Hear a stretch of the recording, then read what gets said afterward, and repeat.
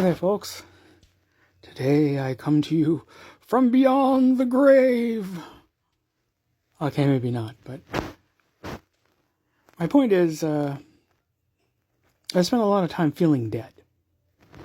And that's kind of a hard thing to explain to the world, because it's such an internal thing. It's such a... You have to be, like, in my mind to really get why I feel dead, even though I act very alive. Woohoo! But I'm not. In fact, one of the reasons why I do my best to exude warmth is to warm myself up. I can't feel my own warmth, but I can feel it when it's reflected back from others. So in a weird way, it's selfish. I'm making them happy because their happiness will make me happy, and that will bypass the mental illness that keeps me from being happy. I hope that made sense. I'm not going to draw you a diagram. And I mean, to me, there's no mystery left as to why I felt that inside. I've been under the icy cold regime of my ego, as in the Freudian sense, not in the popular sense, since as long as I can remember. At some point, I'm thinking probably in elementary school, I made a decision, in the developmental sense, that I was going to give my rational, intelligent mind, my ego, complete control over everything. To cut the id out entirely. No, never following an impulse or an instinct or anything along those lines, even just a desire,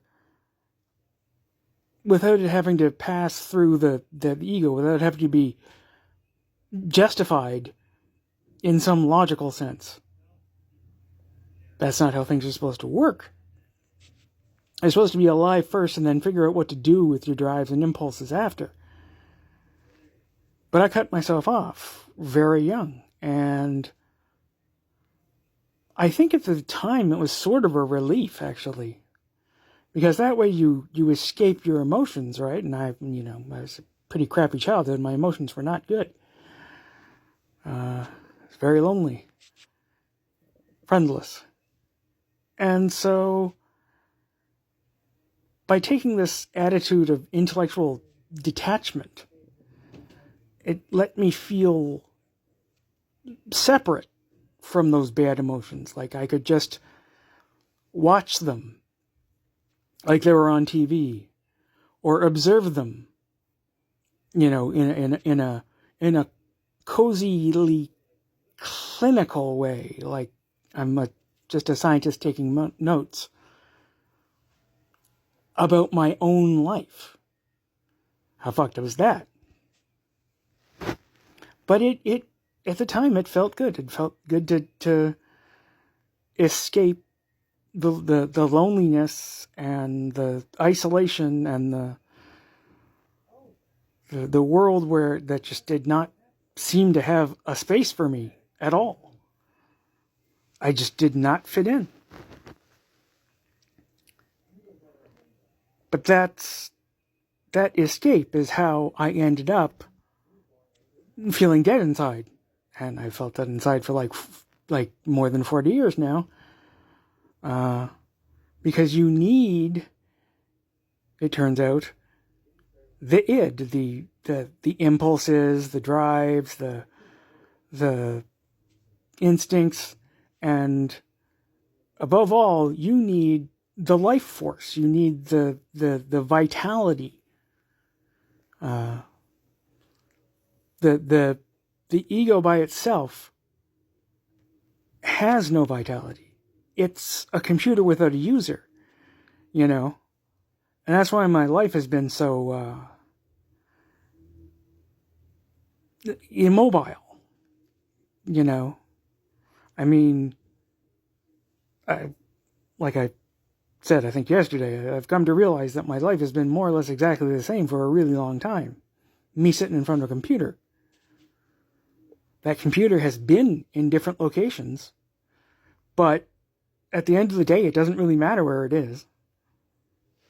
I have the exact same lifestyle somewhere else, except, of course, my friends are here. So I would never leave them behind. They're the people who put up with me.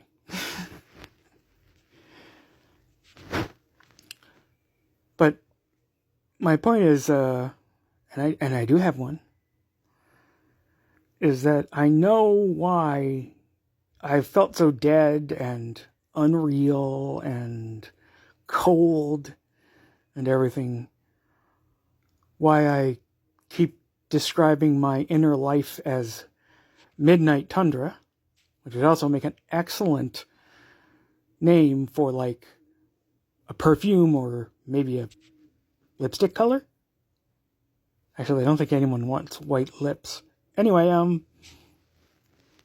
point is, I'm in the process now of trying to sort of dig up my passionate id side, try and integrate things like anger and inspiration and lust and all those other inconvenient emotions into my psyche so that I can feel alive, so that springtime can finally come to that midnight tundra and we can actually have a life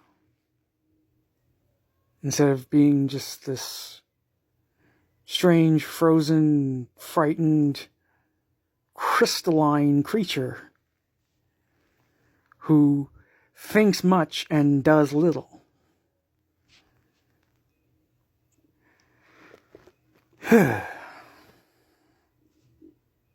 Someday, I will live again. Guess that's all from me for today, folks. I will talk to you nice people again tomorrow. Bye-bye.